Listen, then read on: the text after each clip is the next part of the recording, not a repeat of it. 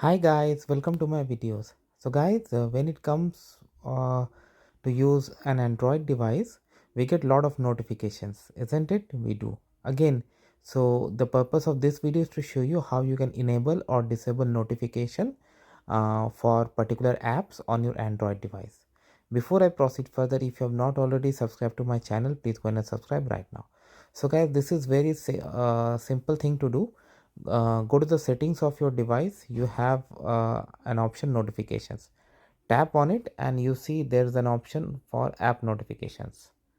Okay, now here you will see all the apps, okay, that you have and notifications on or off. Okay, so if you want notifications to be enabled for a particular app, enable it.